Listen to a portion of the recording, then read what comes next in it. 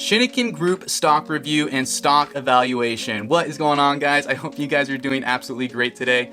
So back in, I think, the end of January or early February, I was watching Brad Kellner's channel, the Stock Compounder channel. If you don't know about that channel, link in description. Great channel, highly recommend it.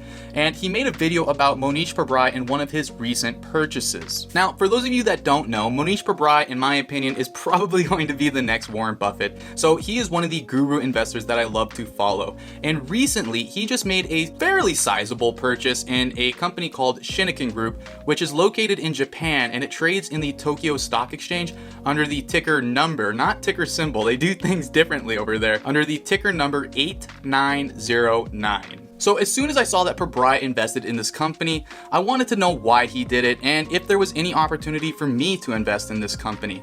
And I'm going to tell you why I ended up really liking this company and why I decided to make a purchase into Shinoken Group. However, before I do, I would really appreciate it if you guys could like this video. I really do hate begging for likes. I think it's kind of dumb when YouTubers do it, but unfortunately, because of the YouTube algorithm, it really is one of the only ways that my channel can be found by others. And so it would mean a lot to me if you guys could smash that thumbs up button so I can grow my community and reach other people who are passionate about value investing. So the very first thing I did is I went to Ticker Terminal. I've talked about this in the past. Link in description if you want to check out Ticker Terminal. It is a great way to look at a company's financials quickly.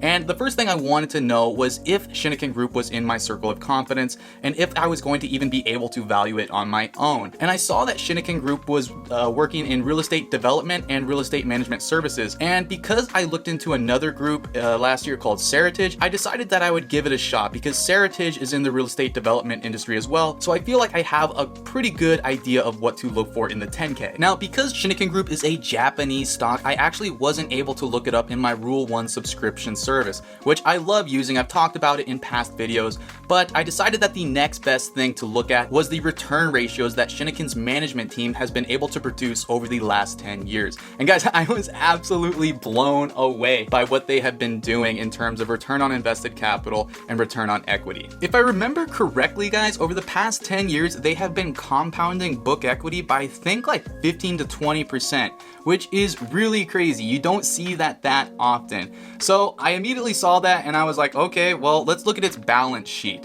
I wanted to know what its liquidity situation was in case things went sour. And again, I was pretty blown away by how clean the balance sheet was. So when I am looking at a balance sheet, guys, there are two ratios that I really care about. The first is the debt to equity ratio and the second is the current ratio. And just for context, Warren Buffett likes a current ratio over 1.5 and a debt to equity ratio ideally under 0.5. So Shinoken has a current ratio of I think 2.8. I'm pretty sure it's either 2.7 or 2.8 and a debt to equity ratio of 0.7. So already it was looking pretty good. So after seeing its great liquidity situation and management's ability to produce strong returns, and of course the fact that Pabrai just made an investment in the company, I decided to do some digging on my own. Actually, a lot of digging. And I have come up with an intrinsic value for this stock. However, I want to actually first talk about how the business makes money and its various business segments. Now, I just want to say I'm going to go through this very quickly because I don't want this video to be too long. But if you guys do want me to go through these segments in greater detail and additionally explain the foreign political risk in Japan, why the stock hasn't appreciated yet, what Shinoken is doing to position itself to be successful in the Japanese market, then please let me know by leaving a comment. I don't know if you guys want me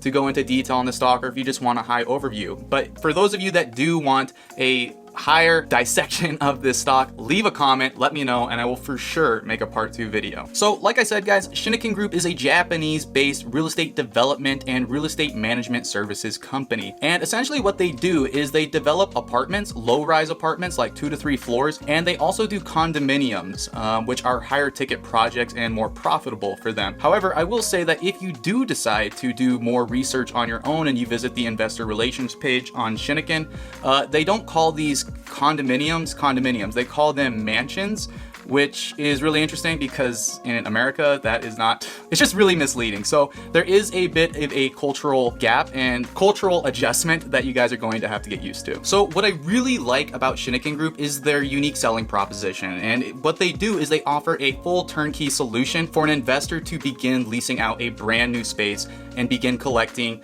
recurring monthly revenue from tenants. So guys, essentially the business model works just like this. They try and find a plot of land in an up and coming area within Japan, and they develop that land into either an apartment or a condominium. And they actually sell these apartment units directly to higher income professionals who are looking to get a leasing space so they can get that revenue. However, what makes Shinoken really unique is that they continue to earn revenue from their management services segment. So typically guys, most real estate development companies will, buy a plot of land and develop apartments or condominiums, and then they'll sell those spaces out and it's done. Revenue is recognized and they start moving on to the next project. However, Shinoken's different. They decided that they want to continue benefiting from all of this time that they have invested into acquiring the land, developing the land, and selling out these units. So what they did is they created a management services segment which allows them to continue to benefit from recurring cash flows throughout the useful life of these apartments. Now, the trick with management services when it comes to apartments and condominiums is that the segment will only be successful if management is really good. So when I was in college, guys, I lived in an apartment and management knew that most of the tenants were college students and they were awful. They were very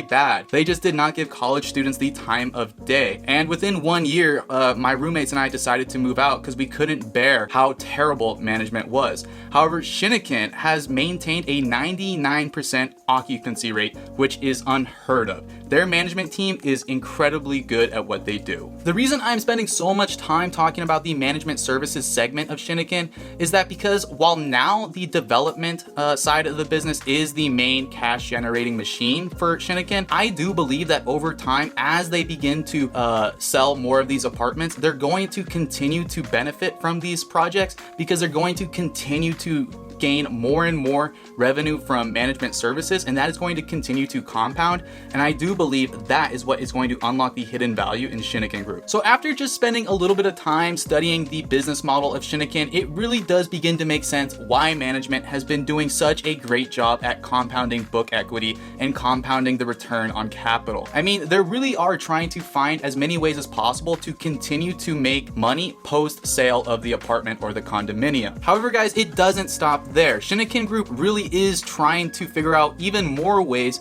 to generate cash flows post sale. In fact, they have a couple other segments that allow them to do this. Now, I'm not going to get into these segments in too much detail just for the sake of time, but the other segment that I find really interesting is their energy segment. So essentially, they're making money on the management services side of things, but they are also charging for all of the energy, gas, electric, and utilities as well. So they're generating more cash flows from that too. However, management really is amazing because they didn't stop there. They realized that their management services segment is killing it. With 99% occupancy rates, they realized that most of the tenants are very happy. However, they do realize that a lot of their tenants are getting older. So what they did is they are beginning to create these life care communities where if you are getting old and you need to live in a nursing home, you can go to one of Shinoken's nursing homes and still receive the great high quality management services from one of the life care communities. Now guys, I actually made a mistake. I just took a little break from filming and I went and checked out what management has been doing from a book equity standpoint. And earlier in the video, I said that they have been compounding book equity at like 15 to 20%. And actually from my notes, they have been compounding book equity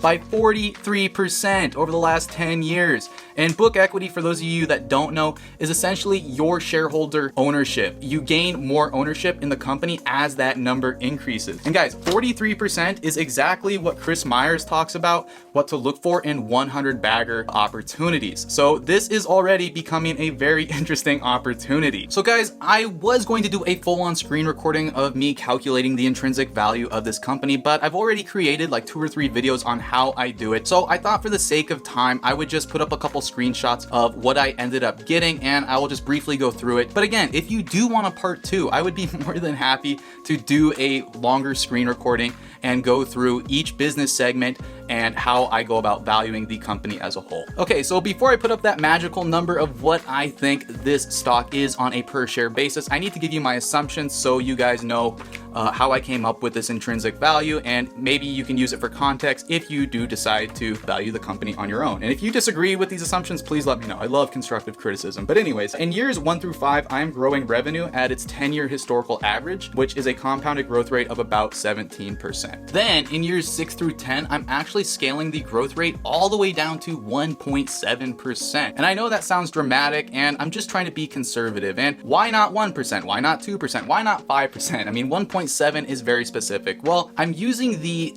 historical GDP growth rate of Japan. Oswald Damadrin says that is a very great way to be conservative in your valuation towards the end of the business cycle. I also decided to be really conservative in my operating margin. So I figured that as Shinoken continues to have success, more competitors are going to want a piece of the action, therefore decreasing Shinoken's operating margin. However, the reality is I probably don't need to do this, because if the management services segment continues to succeed like I think it will, it actually, the operating margin will probably actually go up, because there isn't nearly as much overhead with those segments. Now, I'm not going to touch on how I came up with the return on capital, return on invested capital, return on equity, and cost of capital parts of this valuation, because I don't want this video to be too long. I can do that in a part 2 video, how I come up with those over the next 10 years. But for now, just know that I determined that the cost of capital and the minimal accepted rate of return, or that discount rate that I'm applying to this valuation, is 10% in the first 5 years, but then I merged the discount rate up to my minimal accepted rate of return of 15%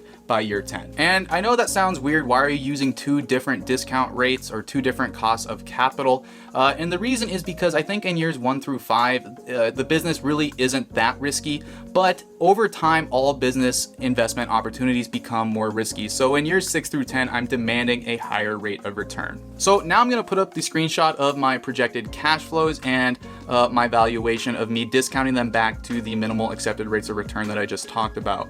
And you guys can see that after we discount all of the cash flows back to present value and apply a terminal value, which I can talk about how I came up with that in a part 2. I feel like I keep saying that, but I decided that Shinoken Group is probably about worth 2,500 yen per share, which comes out to about $23 per share.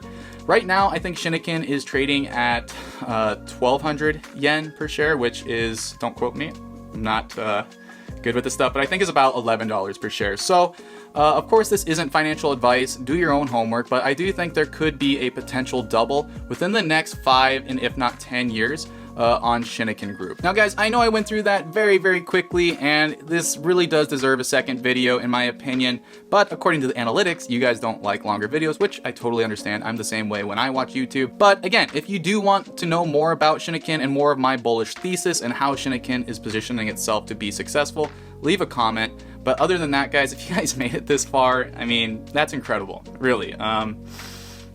You guys take time out of your day to educate yourself and watch my videos, and it means the world to me. So just know, I'm not trying to like make you feel good. I genuinely appreciate all the support I've been getting on this channel. So just know you're awesome. Thank you. I appreciate you.